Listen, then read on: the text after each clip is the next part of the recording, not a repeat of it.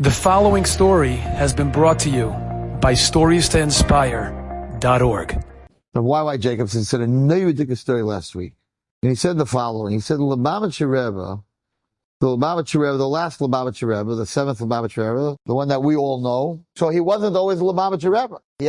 His father wasn't a Lubavitcher Rebbe. His father-in-law had no boys. He married the old Rebbe's daughter, and he became the new Rebbe. So when he was young, he wasn't Rebbe yet. His father-in-law was Rebbe. And people would come to Lubavitch that weren't from at all. They didn't keep Shabbos, they didn't keep kashrus. I don't even know if they were married to Jewish. I don't know what exactly, but they were not a good Jewish level. And at that time, he was a young man. He wasn't a Lubavitcher Rebbe. And he would take them in while they were waiting for the Rebbe. Coffee, cake, hug them. Hi, what's going on? High five them. Show them love. All these people that were mamash, mechal, everything. The Alta Chassidim went over to the young son-in-law, who became the last Rebbe, and said, we don't hold of what you're doing. We don't hold of what you're doing. These people mechal Shabbos, these people aren't eating kosher. I don't even know if they're married to Jews. You have to tell them, you can't come to the Rebbe for a bracha. You got to change. You got to criticize them. You got to give them mussar. He was going the other way around. He was giving them cake and coffee and giving them hugs and love. And they're telling him, we're not new age at that time. We're going way back. No, you have to tell him where it's at. So he didn't know. He didn't know what to do. Maybe they're right. These are the Alta Chassidim. So he went into his father-in-law, who was the Lubavitcher Rebbe, the sixth Lubavitcher Rebbe at that time. And he said, I've been treating these people very nice. They're not keeping Torah mitzvahs. They don't put on tefillin. They don't do anything. And the Chassidim are telling me maybe I'm doing the wrong thing. Maybe you could tell me, should I criticize them? Should I put tefillin? Like, what should I do? So his father-in-law said to the Rebbe, at that time he wasn't the Rebbe, he said to his son-in-law, so let me ask you something. If you ask a parent, how much do you love your child? What would a parent answer? If you ask a kid how much you love your tati, to Shemayim, to Hashem, the kid, there's no boundary, so his boundary is to Hashem, there's no one past that.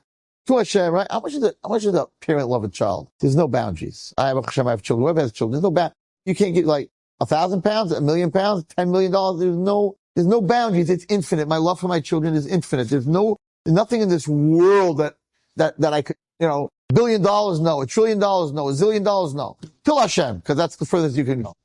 So it's infinite. It's boundless. So the Rebbe asked his son-in-law, if that's the case, so you have your oldest child, and you gave them all this love, infinite, boundless, so when you have your next child, how do you have any love left to give him? If your first child you gave all your love to Hashem, so where do you have anything left for the second one? Brilliant question. And the answer is, my love for my second one is also boundless. And your third, and your fourth, and your fifth, and your sixth, I don't understand. Then your first love does have boundaries. Because you gotta have something left for the second one, and the third one, and the fourth one. But if it's boundless, then you have nothing left. Out the Rebbe asked the son-in-law, said, how's it possible? He said, okay, let's say it is possible. So you have 7 healthy kids, and you give them crazy love to Shemayim. So your 8th kid, Chas v'Shalom, is born a special needs child. Now, you gotta give you will give that child your boundless love that you gave all the other kids, plus more love. But if it's boundless, how could you give him plus more love? Same type of question. If you're giving everything to one, so you could say, maybe I could give all my ones equal. The last one that needs a special love because he has special needs, where does that come from? Past Hashem? You can't go past Hashem. Past infinite? There's nothing past infinite. It's a big deal. It's a deep question. So the son-in-law Lubavitcher Rebbe thought about it. He said, it's much more than when it comes to loving your children, you can give 10 times infinite. You can give 12 times infinite. You can give 5 times infinite. And infinite stretches when it's a special needs child. What made Lubavitcher Rebbe that you agree, you don't agree, Lubavitch, doesn't make a difference. No one's going to disagree about the kiruv in the world, the amount of tefillin that is put on in the world. They just came up, I just saw this, they just came up with a Waze, like you have Waze, right? For tefillin. What does that mean? They made a database, and they got from all over the world people that are willing to go put on tefillin to other people, right? So Zecharia Wallerstein Between the hours of 10 and 12, I have time. I live in Flatbush, right? Those 2 hours, I could go anywhere. Anyone needs tefillin to be put on tefillin, I could go put on anyone, right? So thousands, hundreds of thousands of people plugging in. I live in Nebraska. I live in Idaho. I live in Iceland. Right? So it's a database. Everyone can put in where they live and if they have time to put on tefillin. Now, the person who needs to put on the tefillin, right? He's in Idaho. And Lubavitcher sends out this Waze, and you hit your, what do they call that on the iPhone? What are all the little, what? Yeah, the apps. It's an app, right? So you hit your app, and you're in Idaho on some street, whatever it is, and you're like, I want to put on tefillin. Now that automatically goes out like Waze to all the people within that area that are willing to put tefillin onto someone else. So you're talking about thousands, hundreds of thousands of people, right? Who are not from whatever it is. But I'll put on tefillin 5 minutes in the morning. They hit their app. Within 5-10 minutes, some guy drives up with tefillin.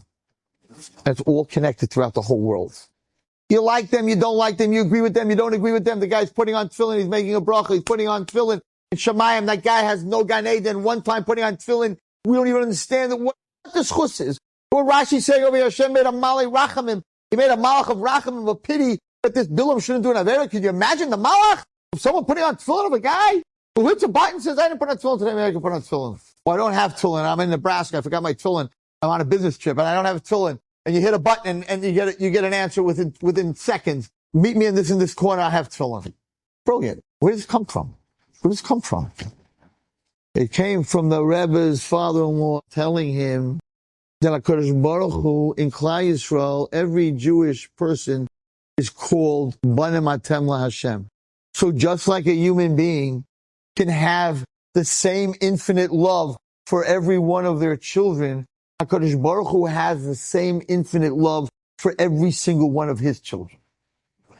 And the child that's disabled, the special child, the Jew that's coming to the father-in-law at that time, who doesn't keep Shabbos, who's coming from Idaho, South Dakota, he came out of the Holocaust, never put on tefillin again, whatever it is, wherever is he coming from. So he's not the regular child. He's the child that's born, that has a disability. He's a child that never heard a Jewish word in his life. He's a child that the first words that came out of his mouth was Shema, the first time he ever said a Hebrew word. So he's a child with special needs. He's not a child with special needs physically. He's a child with special needs spiritually. So that child gets even more love from HaKadosh Baruch Hu. The broken person gets even more love. The ani gets even more love from HaKadosh Baruch Hu. And when he cries to Hashem, Hashem answers him right away, because he gets even more infinite on top of infinite.